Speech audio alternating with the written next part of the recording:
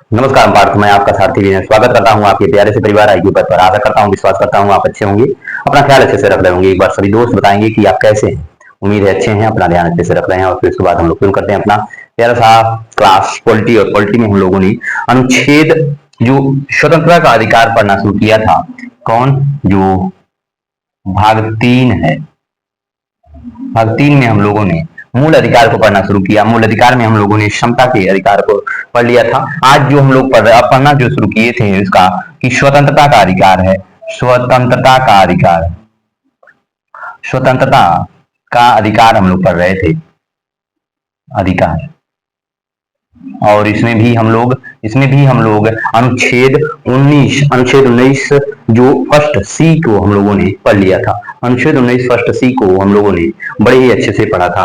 अनुच्छेद 19 फर्स्ट सी को हम लोगों ने पढ़ा था। फिर उसके बाद आज जो हम लोग पढ़ेंगे इसको अनुच्छेद 19 फर्स्ट डी, जो क्या है हमारा आज का जो क्या है, तो आर्टिकल हमारा जो आज का रहेगा आर्टिकल 19 फर्स्ट डी रहेगा।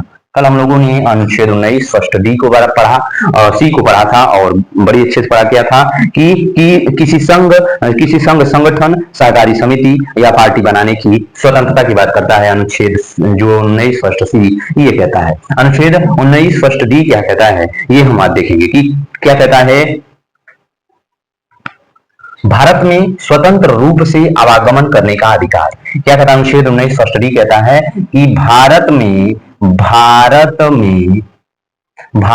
स्वतंत्र रूप से, स्वतंत्र क्या कह रहा है, स्वतंत्र रूप से भारत में स्वतंत्र रूप से आवागमन करने का अधिकार देता है कि अधिकार है कि आप भारत में कहीं भी आवागमन या घूम सकते, आप भारत में कहीं भी घूम सकते हो, वो आपका अधिकार है। स्वतंत्र रूप से कोई आपको भारत में कहीं भी आप घूम सकते हो, जा सकते हो, आप गमन कर सकते हो, कोई आपको रोकेगा नहीं, ये आपका अधिकार है। ठीक है, ये आपका अधिकार है। अनुच्छेद 19 फर्स्ट डी कहता है कि भारत में कहीं भी भारत में स्वतंत्र रूप से कहीं भी आप आवागमन कर सकते हैं। ठीक है, देखो फिर उसके बाद अनुच्छेद 19 कहता है कि आर्टिकल कहता है 19(5) कहता है, अनुच्छेद 19(5) कहता है कि विशेष परिस्थितियों में हम रोक सकते हैं। ठीक है, अगर समाज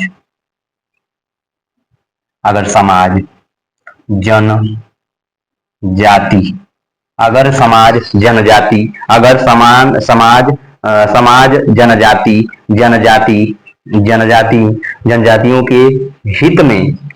के हित में नहीं है, अगर समाज और जनजातियों के हित में नहीं है,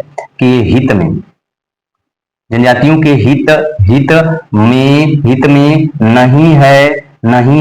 नहीं है तो आपको रोका जाएगा। तो रोक लगाया जा सकता है।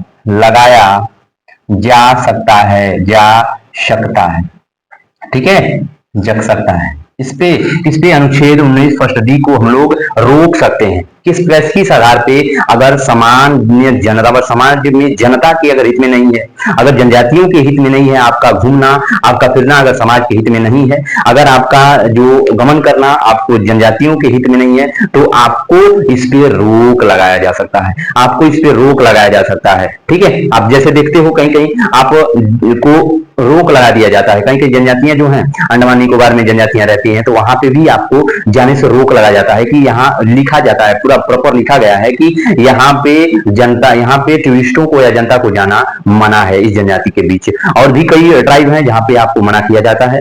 ठीक है, क्योंकि वहाँ की भाषा और वो लोग क्या होते हैं, प्रभावित हो जाते हैं आपसे और उससे आपकी हत्या भी हो सकती है, वो आपको मार भी सकते हैं। ऐसे ये इसलिए आपको वहां पे जाने से रोका जाएगा। अगर उनके हित में नहीं है तो रोका जा सकता है। ठीक है, एक केस आया इसी में ही, अनुच्छेद 19 फर्स्ट डी में एक केस आया था।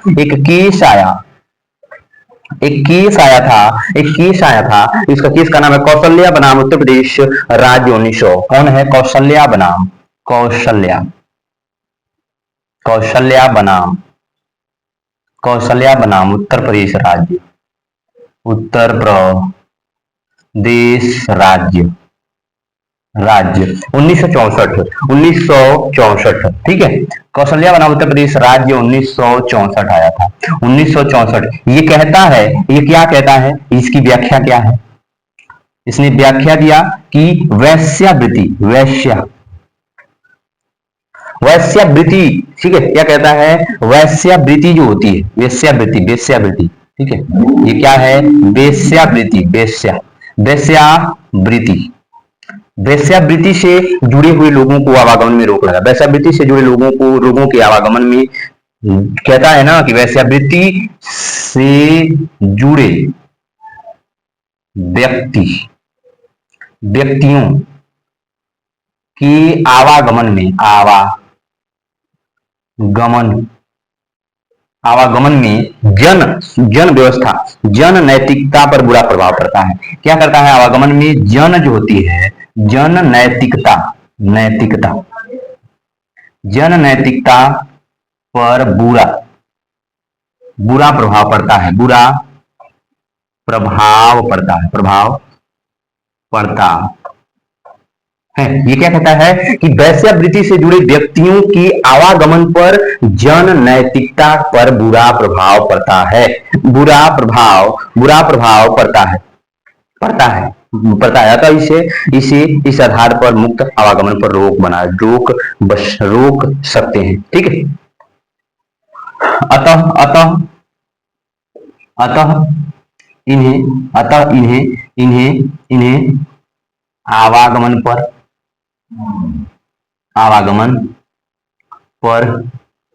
रोक लगा सकते हैं,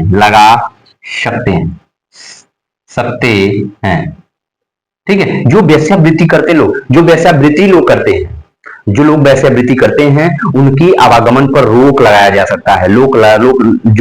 जो नैतिकता है, लोगों की मनोदशा है, उनमें बदलाव आ जा सकता है, उन पर असर पड़ता है, बुरा प्रभाव देखने को मिलता है। इसीलिए वैश्यावृत्ति करने वाले लोगों को रोका जा सकता है। उनके लिए ये अनुच्छेद 19 उदाहरण नहीं है, ये छूट नहीं देता कि आप जाओ घूमो, नहीं, उनको ये आवागमन करने की, घूमने की छूट नहीं देता है, ठीक है। ये केस आएगा, आपसे पूछेगा कि कौशल्या बनाम उत्तर प्रदेश राज्य किससे संबंधित है, ऑप्शन आपको अनुच्छेद 19 फर्स्ट जो डी के दे देगा।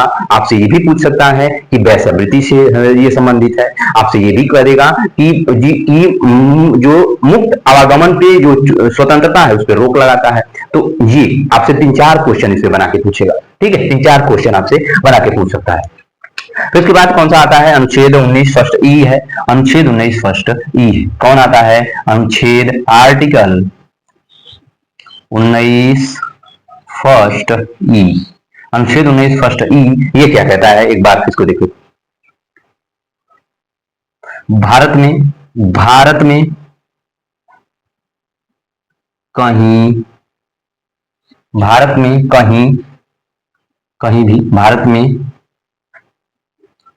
कहीं भी बसने की स्वतंत्रता है,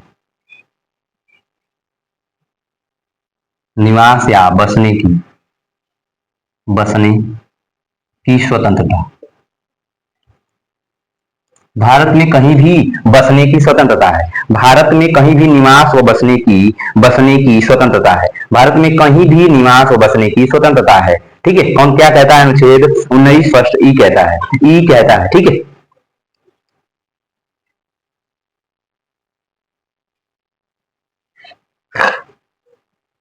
नोट करिएगा कि 2019 से पहले जम्मू एंड कश्मीर में नहीं बस सकते थे,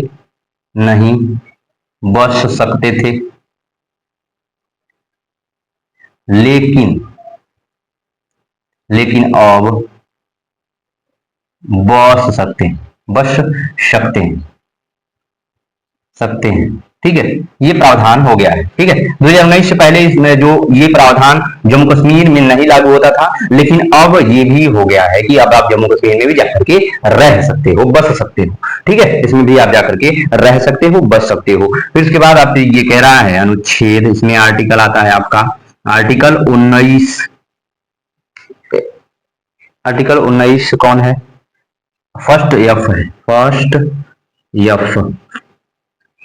आर्टिकल 19 फर्स्ट एफ क्या कहता है, ये हम लोग देखते हैं। क्या कहता है? संपत्ति अर्जित करने का अधिकार, संपत्ति, संपत्ति अर्जित करने का अधिकार, संपत्ति अर्जित करने का अधिकार, संपत्ति अर्जित करने का अधिकार, ये क्या अनुच्छेद 19 फर्स्ट एफ कहता है संपत्ति अर्जित करने का अधिकार है हर किसी को। ठीक है, था, लेकिन इसको देखोगे तो 44वां संविधान संशोधन, संविधान संशोधन 44वां संविधान संशोधन, 44वां संविधान संशोधन 1978 में, 1978 में, 1978 में, 78 में, 78 में 44वां संविधान संशोधन 1978 में यह अधिकार वापस ले लिया गया। अब ये कानूनी अधिकार है, इस अधिकार को वापस ले लिया गया, इस अधिकार को, इस अधिकार को, इस अधिकार को वापस ले लिया गया, वापस ले लिया गया, ले लिया गया। अब ये कानूनी अधिकार है, अब ये जो है, अब ये जो है ले लिया गया, और अब ये जो है, अब ये कानूनी अधिकार हो गया, कानूनी अधिकार हो गया, अब ये कानूनी अधिकार है। ठीक है, अब ये संपत्ति का अधिकार क्या है? अब ये संपत्ति का अधिकार एक कानूनी अधिकार बन चुका है। अब इस टाइम प्रेजेंट टाइम में अब ये क्या बन चुका है? एक कानूनी अधिकार बन चुका है। और ये 44वां संविधान संशोधन 1978 के द्वारा इस अधिकार को, अनुच्छेद 19 फर्स्ट एफ को वापिस ले लिया गया था, संसद के द्वारा वापिस ले लिया गया था कि आप कहीं भी संपत्ति, जो संपत्ति अर्जित करने का अधिकार, आपको कहीं भी संपत्ति अर्जित करने का अधिकार नहीं है। ये अब ये कानूनी अधिकार बन चुका है। अब आप कहीं भी जमीन लोगे तो आपको कानूनी प्रक्रिया से गुजरना पड़ेगा। ठीक है, गुजरना पड़ेगा। ठीक है, फिर उसके बाद अनुच्छेद 19 फर्स्ट डी कहता है, फिर उसके बाद आ जाता है आपका अनुच्छेद, आर्टिकल 19 फर्स्ट जी, अनुच्छेद 19 फर्स्ट जी आता है। और अनुच्छेद 19 फर्स्ट जी क्या कहता है, एक बार इसको भी देख लेते हैं। ठीक है, कोई भी कोई भी कोई भी रोजगार, रोजगार व उपजीविका, उपजीविका, जीविका करने, करने की स्वतंत्रता है, स्वतंत्रता, स्वतंत्रता है। कोई भी रोजगार व उपजीविका करने की स्वतंत्रता है, स्वतंत्रता है, स्वतंत्रता है। लाइसेंस, ये लाइसेंस ले लो, लाइसेंस, परमिट, या जो है तकनीकी ज्ञान सीखने का भी अधिकार है। तकनीकी ज्ञान को भी सीख सकते हो, लेकिन लाइसेंस परमिट होना चाहिए, लाइसेंस वो परमिट होना चाहिए, लाइसेंस, लाइसेंस परमिट, परमिट होना चाहिए, होना चाहिए। इसमें एक चीज और जोड़ लेना, इसमें एक चीज और जोड़ लेना, कौन सा? तकनीकी ज्ञान,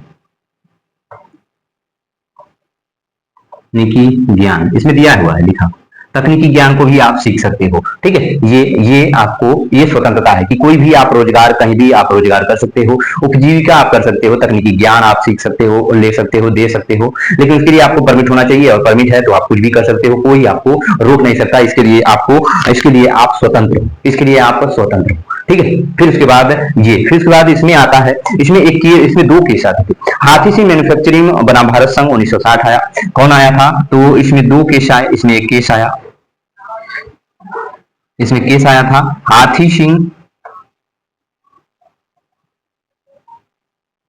हाथी सिंह मैन्युफैक्चरिंग, क्या कर रहा था? मैन्युफैक्चरिंग, मैन्युफैक्चरिंग के बनाम भारत संघ आया। हाथी सिंह मैन्युफैक्चरिंग, मैन्युफैक्चरिंग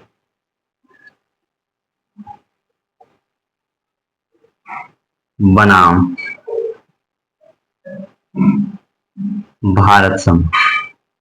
भारत संघ 1960 क्या था? भारत संघ 1960 आया, 1960 आया था। इसमें ये कहता है कि ये केस इसी से संबंधित है, इसी से संबंधित है कि आप कुछ भी मैन्युफैक्चर नहीं कर सकते, कुछ भी आप मैन्युफैक्चर नहीं कर सकते। वो इसी का उल्लंघन करने, इसी का विरोध करने आया था, इसी का विरोध करने आया। अनुच्छेद 19 फर्स्ट जी का विरोध करने के लिए आया था। कौन? हाथी सिंह मैन्युफैक्चरिंग बनाम भारत संघ। कोई भी अगर केस आता है किसी भी अनुच्छेद पे, तो वो होता है उस अनुच्छेद का विरोध करने के लिए, विरोध करने के लिए। ठीक है। फिर उसके बाद दूसरा जो आपका केस आता है, दूसरा केस आता है आपका क्या? दूसरा जो केस आया आपका, दूसरा केस आया आपका, दूसरा केस आपका आता है, और दूसरा केस ये कहता है आपसे, दूसरा केस क्या कहता है कि ओम प्रकाश बनाम उत्तराखंड राज्य 2004 में कौन आया था? ओम प्रकाश, ओम प्रकाश, ओम प्रकाश बनाम उत्तराखंड राज्य। कौन आया? ओम प्रकाश बनाम उत्तराखंड राज्य, ओम प्रकाश बनाम उत्तराखंड राज्य, खंड राज्य, उत्तराखंड राज्य, उत्तराखंड राज्य आया था। ये 2004 में आया। ये केस कब आया?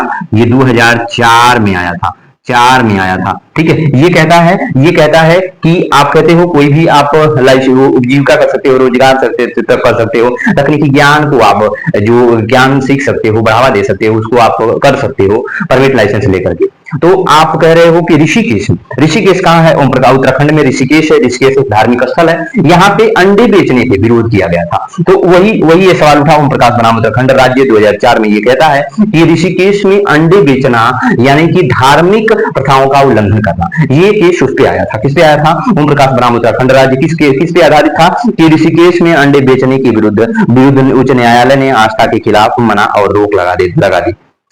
क्या कहती है कि ऋषिकेश में, ये कहता है कि ऋषिकेश में, ऋषिकेश में अंडा बेचना, अंडे बेचना धर्म व आस्था के खिलाफ है। इसलिए उच्च न्यायालय ने उच्च न्यायालय ने इस पे रोक लगा दी, इस पर रोक लगा दी थी। इस पे ओम प्रकाश बनाम उत्तराखंड राज्य जब आया, राज्य ये 2004 में जो केस आई थी, इस पे जो आया था, तो ऋषिकेश में अंडे बेचने पे लोगों ने कहा, अंडे बेचने पे ये केस कहता है कि ऋषिकेश में अंडा बेचना हमारी आस्था के खिलाफ है, हमारे धर्म के खिलाफ है। और ऋषिकेश एक पवित्र, एक धार्मिक स्थल है, और यहाँ पे अंडे बेचना क्या है? एक हमारी आस्था के खिलाफ है, हमारे धर्म के खिलाफ है, उल्लंघन करता है। ठीक है। तो यहाँ पे उच्च न्यायालय कहता है कि यहाँ पे ये धर्म और आस्था के खिलाफ होने के कारण हम यहाँ अंडे बेचना मना करते हैं। हम यहाँ पे अंडा बेचना अंडे बेचने पे रोक लगाते हैं। ठीक है। रोक लगाया गया था। ठीक है। आज के लिए इतना ही। कल हम लोग फिर आगे बढ़ते हैं। अनुच्छेद 20, 21, 22, 23, 24 ऐसे धीरे धीरे हम लोग पढ़ जाएंगे। धीरे धीरे छोटे छोटे पायदान हम लोग लेकर चलेंगे। ठीक है। तो कैसी लगी वीडियो बताइएगा, और अपना फीडबैक जरूर दीजिएगा। ध्यान रखिएगा, ख्याल रखिएगा। नमस्कार।